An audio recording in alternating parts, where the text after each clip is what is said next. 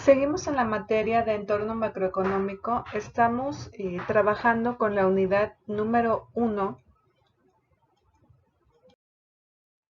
que es fundamentos macroeconómicos. Recordemos los subtemas de esta unidad, los cuales son los siguientes: campo de estudio de la macroeconomía, fenómenos macroeconómicos y sus variables de interés. Dentro de este vamos a ver los siguientes subtemas, que es renta nacional, ocupación y empleo, inflación, tasa de interés. En el subtema 1.3 vemos los modelos económicos clásico, neoliberal y keynesiano. Y también veremos la teoría de los ciclos económicos. En este video hablaremos acerca de el subtema 1.21, que es la renta nacional, y el subtema 1.22, que es la ocupación y el empleo. En el video pasado nos quedamos en esta diapositiva de las principales variables macroeconómicas de Producto Interno Bruto, la inflación, desempleo, balanza de pagos, deuda privada, etc. Y vamos a iniciar entonces con el subtema 1.21, que es la renta nacional. Y bueno, ¿qué entendemos por renta nacional? Se entiende que es el ingreso económico del conjunto de todas las fuerzas productivas de una nación determinada a lo largo de un periodo de tiempo estipulado. Este plazo de tiempo o periodo de tiempo es generalmente de un año. ¿De acuerdo? Aquí debemos descontar todos los bienes y servicios intermedios que han sido necesarios para la producción. Es decir, consiste en el total de lo producido por ese país. Entonces entenderemos a esta renta nacional como la suma de lo que la gente de un país cobra, es decir, pues el conjunto de retribuciones de todos los factores de la producción de un país. Tenemos algunas notas sobre esta renta nacional y nos dice que se trata de una magnitud económica útil para evaluar los resultados de algún proceso económico, semejante en este sentido al Producto Interno Bruto y al Producto Nacional Bruto. También ofrece información importante sobre toda la estructura productiva del país y las dinámicas económicas particulares. Además, se le puede comparar al total de lo gastado, ya que a los países tal y a como las empresas les interesa saber cómo marchan sus operaciones. Ahora, ¿por qué es importante? Bien, la renta nacional se compone de todos los ingresos nacionales que permite, por ende, medir el desempeño económico del país, lo cual es la clave del diseño de estrategias económicas. Bien, aquí nos va a permitir averiguar si esta economía crece o decrece, en qué medida aportan a la economía cada uno de los diversos sectores del país. Estos sectores, recordemos, el primario, secundario, terciario, cuaternario y quinario. ¿En qué medida estos sectores aportan al crecimiento de este país? También, ¿de qué manera todos esos ingresos se van a distribuir en el país? Veamos ahora los tipos de renta nacional. Tenemos a la renta nacional bruta, que es la suma en bruto de todas las retribuciones generadas por las fuerzas productivas de un país en un lapso de tiempo, como ya lo había comentado, en el lapso de un año, sin hacer ningún tipo de deducciones. Y tenemos también la renta nacional neta, que, bueno, es la suma de todo lo producido por las fuerzas de trabajo del país, pero luego de haberle restado la depreciación.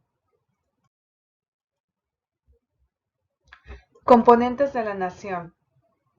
La renta nacional de un país se compone por el Producto Interno Bruto, que es la estimación de la riqueza nacional por todos sus bienes y servicios igual, generalmente calculado en el tiempo de un año. El presupuesto nacional, que es la cantidad de dinero proyectada por la planificación nacional para cubrir los gastos de administración de un país. Y vamos a ver a continuación varios conceptos que nos van a ayudar a entender mejor la renta nacional. Tenemos al Producto Nacional Bruto, que es la suma de todos los valores finales de bienes y servicios del país en un año. Tenemos a las inversiones brutas, es decir, el dinero que proviene de sectores privados. Y también tenemos el gasto público, es decir, ese gasto que el gobierno tiene para realizar todas las obras públicas. Aquí vemos un ejemplo en la construcción de carreteras, en la creación de hospitales, etc. Ahora vamos a ver la contabilidad de la renta nacional. Esta está integrada por el gasto. Aquí en este gasto se resume todo lo que se ha comprado. Esto es sumar los valores pagados a empleados, capitalistas, trabajadores, etc. del país, igual en un lapso determinado de tiempo.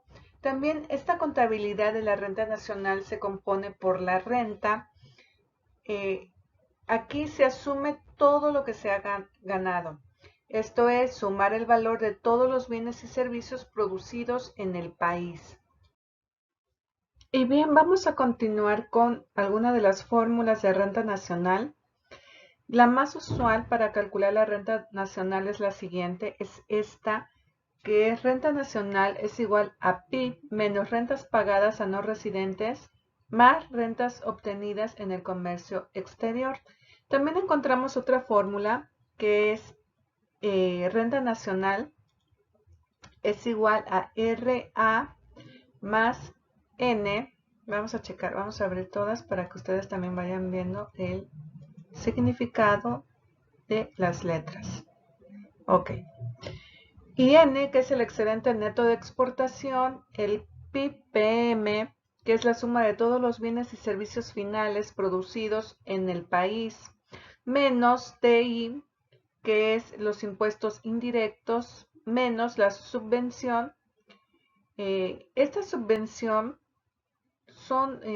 consiste en que el gobierno transfiere cierto capital a empresas para llevar a cabo ciertas actividades.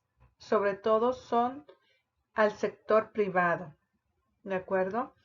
Menos D, que es la apreciación del capital productivo en el país, más RRN, que son las rentas nacionales residentes en otros países, menos RRE, que son las rentas de los extranjeros residentes en el país. Y esto me va a dar como resultado el Producto Nacional Neto a costo de factores.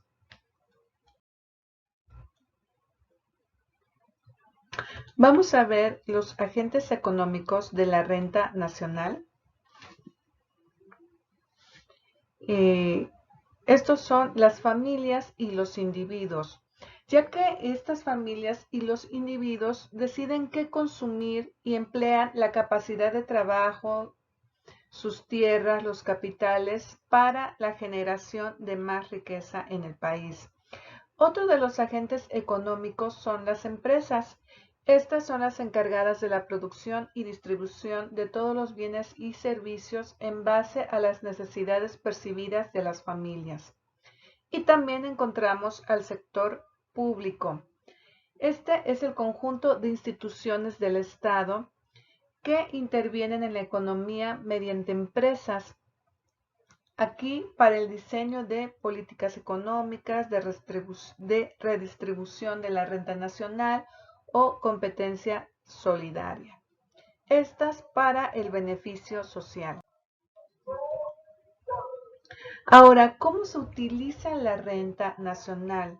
Vemos que hay dos puntos en los cuales se puede utilizar esta renta nacional. El primero es la inversión y el segundo es el ahorro.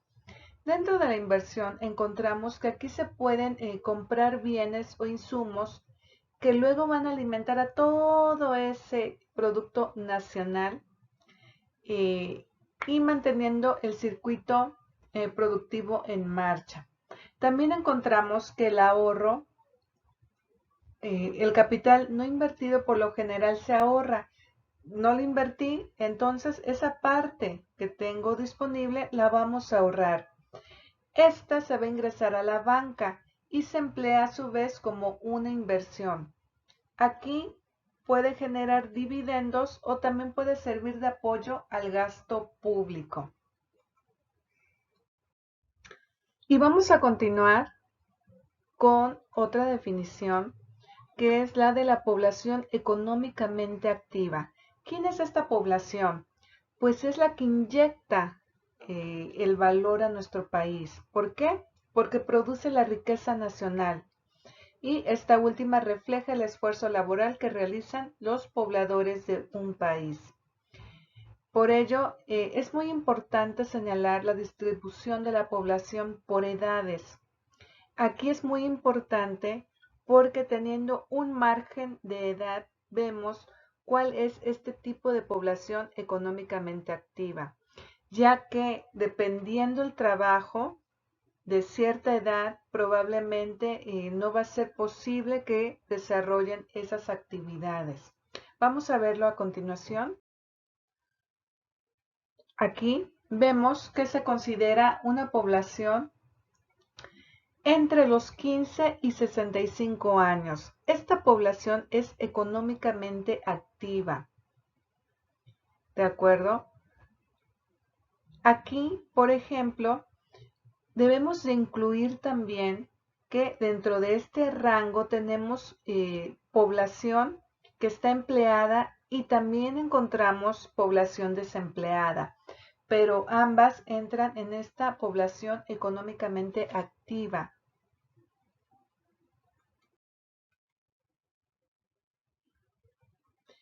Esta población económicamente activa está integrada por dos grandes grupos. Vemos el primero, que es la población ocupada. Es aquella que tiene un trabajo y la población desocupada, pues es toda aquella población que no tiene trabajo en ese momento y sobre todo que está en la búsqueda de un trabajo.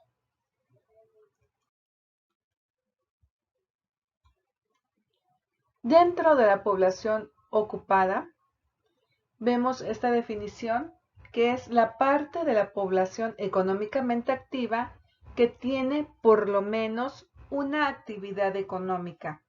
¿Qué quiere decir? Que por lo menos tiene un trabajo o tiene ingresos provenientes de alguna actividad económica. Sabemos también que hay muchas personas que no solamente tienen un empleo, tienen dos o tres o hasta cuatro empleos y tienen también otras fuentes de ingresos. Ahora, también aquí dentro de esta población económica activa, encontramos que el tiempo en que laboran, por lo general, se considera entre 35 y 45 horas semanales.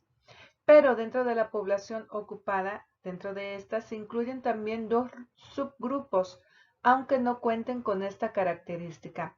La primera es la población subocupada horaria. Es la parte de la población que trabaja menos de 35 horas semanales.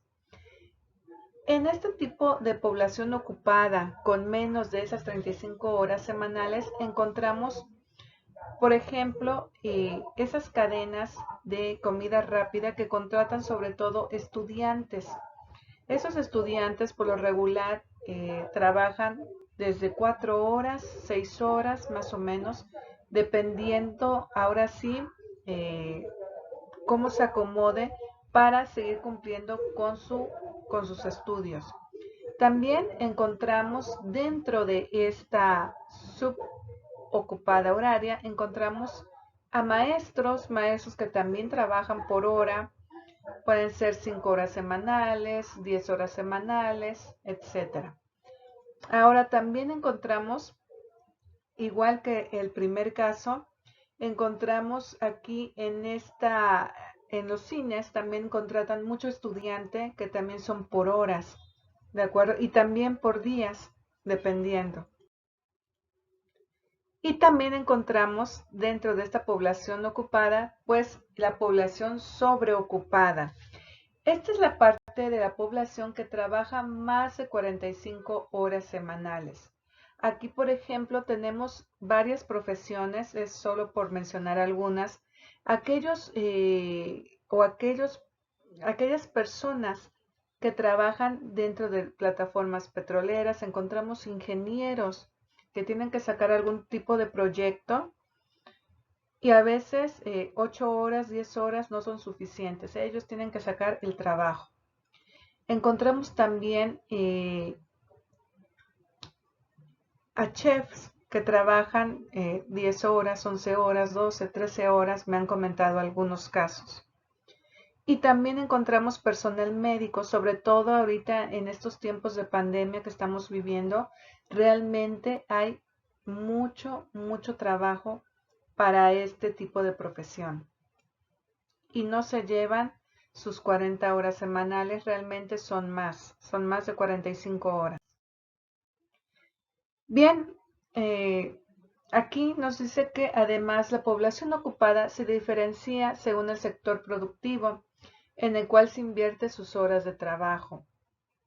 Esta clasificación permite el estudio y el análisis de la producción económica de una población.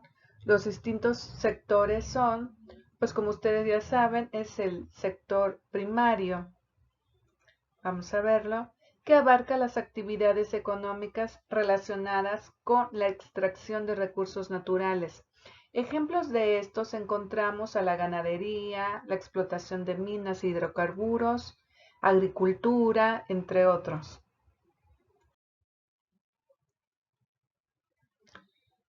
El siguiente sector es el sector secundario y este abarca a las actividades económicas que transforman las materias primas en productos terminados, agregando valor a las mercancías. Ejemplos de este sector, pues encontramos en la actividad industrial, los que ofrecen productos de muebles, electrónica, calzado, alimentos procesados, ropa, entre otros. Y continuamos entonces con el sector terciario. Este abarca a las actividades económicas destinadas a prestar servicios y no a la producción de bienes o mercancías. Aquí este sector solamente ofrece servicios. Ejemplos de este tipo de sector, pues encontramos al transporte, ¿de acuerdo? Encontramos también servicios públicos o privados, por ejemplo, de medicina, de enseñanza, etc. Y seguimos entonces con el sector cuaternario. Este abarca a las actividades económicas relacionadas con la prestación de servicios enfocados en labores intelectuales, del conocimiento y de la investigación. Aquí, por ejemplo, encontramos ejemplos de investigación y desarrollo de tecnologías, la planificación financiera, etc. Y por último, encontramos al sector quinario.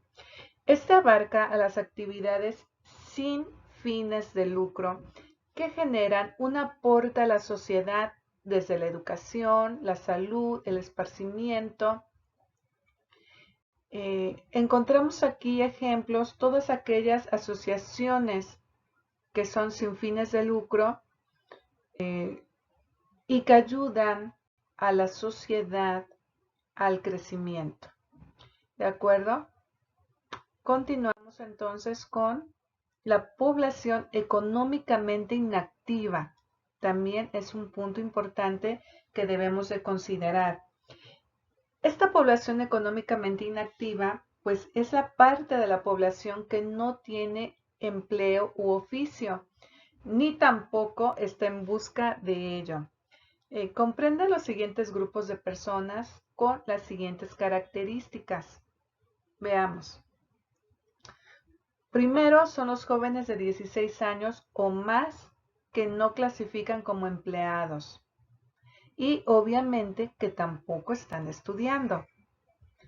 Aquí también en la población económicamente inactiva tenemos a los estudiantes de cualquier categoría de estudio que no ejercen empleo. Tenemos también a los jubilados y pensionados. Ellos también entrarían en esta clasificación de población económicamente inactiva. Las siguientes son los voluntarios en actividades sociales o benéficas. Ellos también, pues, se consideran parte de esta población.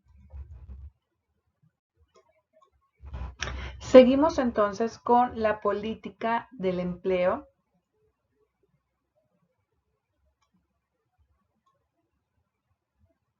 Y nos dice que el empleo es el nivel de ocupación de la población económicamente activa que ejerció una actividad productiva por cuenta propia o ajena durante un periodo determinado. Aquí es importante ver estos dos apartados que nos dice por cuenta propia o ajena. ¿Qué significa? Bueno, por cuenta propia es que yo me autoempleé, ¿de acuerdo? O tengo un negocio y yo estoy generando ingresos. Pero también por cuenta ajena. ¿Qué significa? Pues que otra persona me contrató o contrató mis servicios. Dentro de este subtema de ocupación y empleo, también encontramos a los desempleados, que son las personas en edad laboral que se encuentran sin empleo y tienen ese potencial y el interés para desempeñar un trabajo productivo y que buscaron un empleo remunerado o una actividad lucrativa, pero no lo han encontrado. Bien, existen tres tipos de desempleo comúnmente aceptados, que son el primero, vamos a ver que es el desempleo friccional. Este es el que se deriva de los cambios de trabajo de las personas o de sus distintas decisiones a lo largo del ciclo vital. Fíjense que aquí vamos a englobar tres tipos de personas. La primera es aquellas personas que dejaron su trabajo para buscar un mejor empleo, ¿de acuerdo? Es el primero. El segundo tipo de persona son aquellos que fueron despedidos y en ese momento pues están buscando empleo. Y por último, tenemos a los nuevos miembros de la fuerza laboral mientras buscan su primer empleo. Estos tres tipos de personas se encuentran en este desempleo friccional. Ambos están buscando empleo. Ahora, este empleo friccional, fíjense que se puede reducir mejorando los mecanismos mediante los cuales se juntan los empleados y los empleadores, pero no se puede eliminar por completo. Bueno, es obvio, si se pudiera eliminar, no hubiera desempleo. Sin embargo, el desempleo en este país sigue en crecimiento, ¿de acuerdo? Ahora, ¿cómo lo vamos reduciendo? Bueno, el gobierno hace uso de todas estas ferias del empleo. Aquí vemos una lámina de una feria de empleo que fue en Jalapa el miércoles 24 de agosto del 2016 en el Parque Juárez. ¿Qué pasa aquí? Pues se reúnen a todos los empleadores que en ese momento requieren personal y también reúnen a todas aquellas personas que en ese momento no tienen trabajo y que desean tener uno. Entonces se hace estas ferias del empleo y aquí ambos empleadores y empleados se reúnen, se interrelacionan y se observa si es candidato o no. Y si no lo es, pues tendría más oportunidades en ese momento de buscar un nuevo empleador.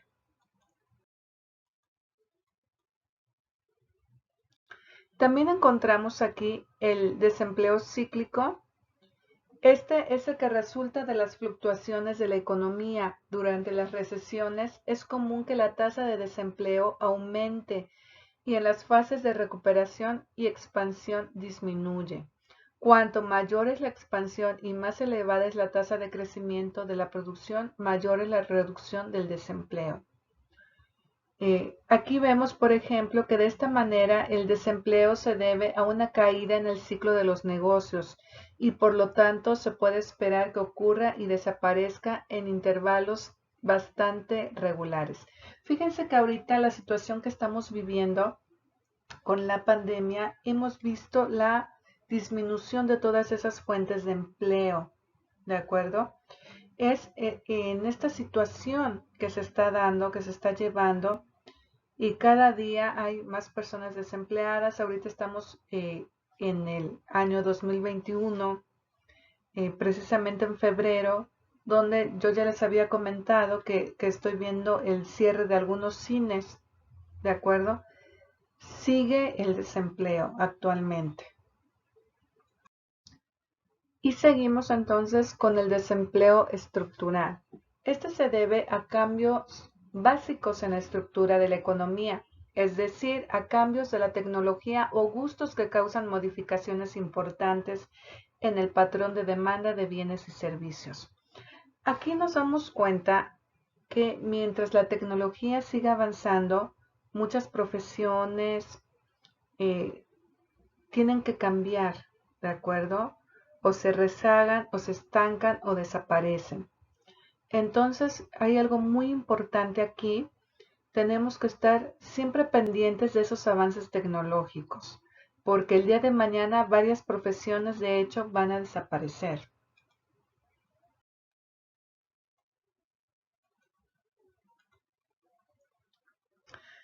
También vemos que el desempleo tiene efectos negativos a la sociedad y para las personas que lo sufren. Fíjense que cuando el empleo o el desempleo, perdón, perdura un largo tiempo, puede tener consecuencias degradantes para quien se puede ver obligado a permanecer en paro sin trabajo. Puede presentarse un impacto que lleva un coste psicológico difícil de cuantificar.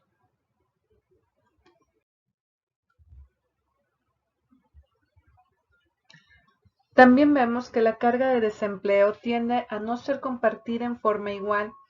Es alta sobre todo en los jóvenes y las minorías étnicas, las mujeres, las personas mayores, personas con reducida calificación, así como localidades y regiones determinadas. Para tratar de reducir el desempleo se debe aplicar ciertas políticas de empleo adecuadas. Fíjense que aquí lo que nos está diciendo esta diapositiva es muy importante y lo vemos diario.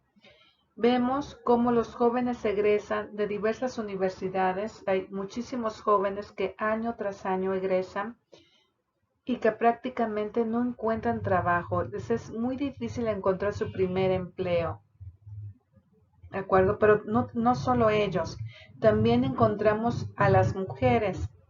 Actualmente vemos un auge. Yo siento que aquí vamos mejorando en ese aspecto donde la mujer ya la vemos prácticamente en todas las profesiones por haber. Yo creo que son pocas las que no están, pero ya vemos ese cambio. Anteriormente, muchísimos años atrás, no se veía, ¿de acuerdo? También aquí influyen mucho esas minorías étnicas. Todavía se sigue dando y personas mayores de 50 años. Muchas empresas no quieren contratar gente mayor. ¿Por qué? Porque probablemente se enfermen, probablemente no tengan la misma habilidad que tenían años atrás, dependiendo del trabajo, o también no lo sé, traen alguna enfermedad crónica, etcétera. Pero no olvidemos que dependiendo la profesión o el empleo que deseemos para una persona, podría ser que los que sean mayores de 50 años tengan lo que muchos jóvenes no tienen, que es la experiencia, y a lo mejor sí se necesite, ¿de acuerdo? Continuamos entonces. Aquí vemos cómo el gobierno apoya a todos estos sectores que realmente están abandonados, ¿de acuerdo? Porque no se ha hecho una política realmente donde se contrate personas mayores de tal edad, ¿de acuerdo? Siempre que no hasta los 40, 45 años. Aquí vemos, bueno, que el gobierno lo que hizo en aquellas personas o adultos mayores que tienen pensión, bueno, que se subió a 2.700 de 1.160 que cobraban en 2018. En este año van a recibir 2.700 pesos, que realmente pues, es una ayuda. Realmente estamos viendo que es más del doble y bueno, excelente. También, y me parece un punto acertado, la pensión para personas con discapacidad. Sabemos que actualmente se está haciendo inclusión en el trabajo para este tipo de personas que tienen alguna discapacidad, pero realmente no todas pueden ejercer un trabajo.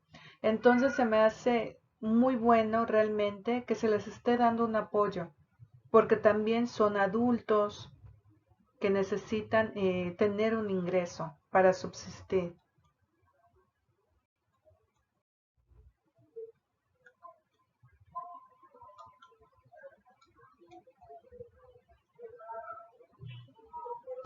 Bien, como ya lo vimos, la política del empleo pues son el conjunto de conceptos, criterios, principios que el Estado ahora sí eh, elabora para hacer frente a esta problemática de desempleo. Y lo vamos a ver ya casi al final. Y continuamos entonces con los objetivos de la política de empleo. Fíjense que el primero es aumentar el nivel de empleo y generar nuevos empleos. El gobierno ya tiene el indicador de todas las personas que no tienen empleo, pero que sí lo están buscando. Entonces, el gobierno tiene que diseñar esas estrategias para ver de qué manera pueden generar nuevos empleos para ese rubro de la sociedad. También el siguiente punto o objetivo es establecer y regular los sistemas adecuados de prevención de desempleo. ¿Cómo es que vamos a diseñar qué estrategia para evitar el desempleo? Otro punto es establecer sistemas eficaces de protección de la situación del desempleo, va de la mano con el anterior. El siguiente es lograr mayor grado de transparencia en el mercado de trabajo. También es proteger la movilidad ocupacional de la mano de obra. Aquí sí se ha visto mucho que la Secretaría del Trabajo y Previsión Social envía personas, por ejemplo, a Canadá, de acuerdo, mano de obra, se va. Entonces aquí lo que se hace son algunas estrategias, alguna normatividad para proteger a esas personas que precisamente se van a otro país. Por ejemplo, en este caso, estoy hablando específicamente de Canadá, pero vemos que también hay movilidad dentro del país. También hay trabajo que en la Secretaría del Trabajo te pueden proponer que te cambies a otro estado y así ya te puedas emplear. Pero bueno, entonces aquí hacen todas esas estrategias de protección para esos trabajadores, para el respeto del sueldo, sobre todo. Yo creo que es la principal causa y sobre todo también lo que establece la Ley Federal del Trabajo en relación al trabajador, que se les otorgan todos los instrumentos necesarios, etcétera. Y bien, por último, ya para terminar, vamos a ver la página de la Secretaría del Trabajo. Vamos a checar. En este momento estamos observando la página de la Secretaría del Trabajo, Previsión Social y Productividad del Estado de Veracruz. Aquí vemos cómo el gobierno ataca todos esos índices de desempleo. Pero veamos más la página. Vemos aquí en este cuadrante los decretos, acuerdos respecto a la emergencia sanitaria, a lo que estamos viviendo en este momento. Recordemos que estamos en el año 2021 y todavía estamos con todo este proceso de la pandemia.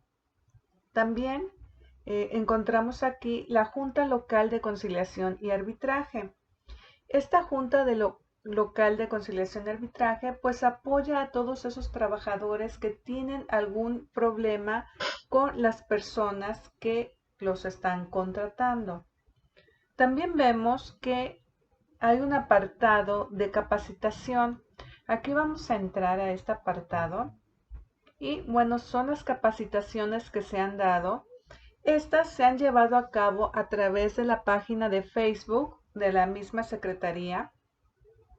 Y bien, vemos que dieron un simposio virtual sobre la reforma laboral, curso virtual de democracia sindical, también algunos cursos referentes a la inspección de trabajo, aquí los vemos.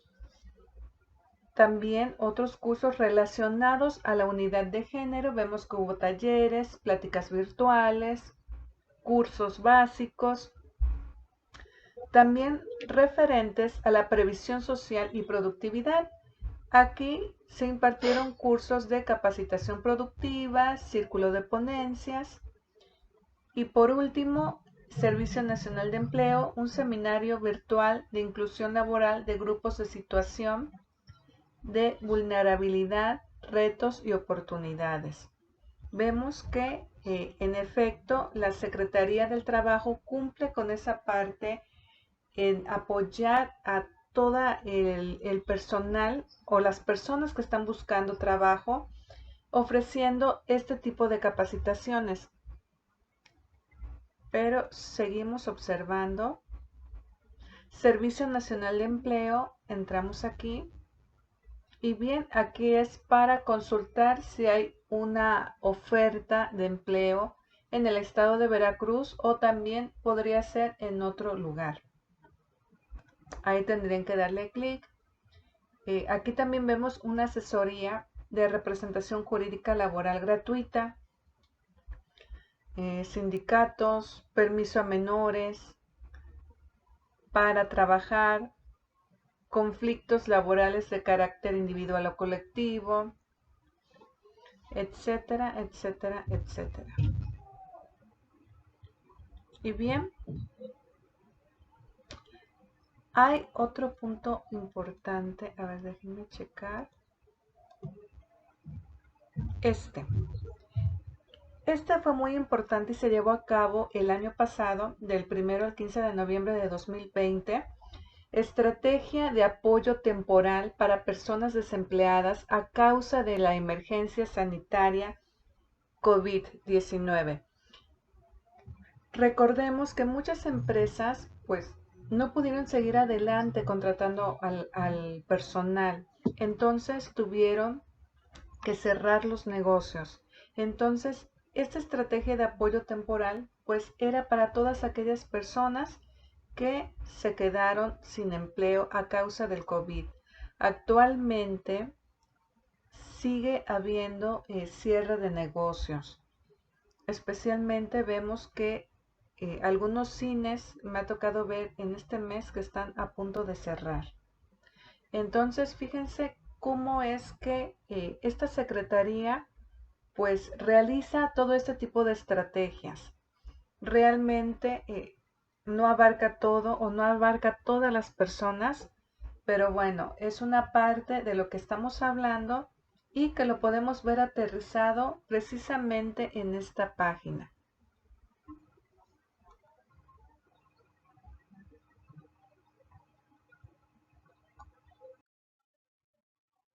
Bien, entonces con esto termino estos dos subtemas.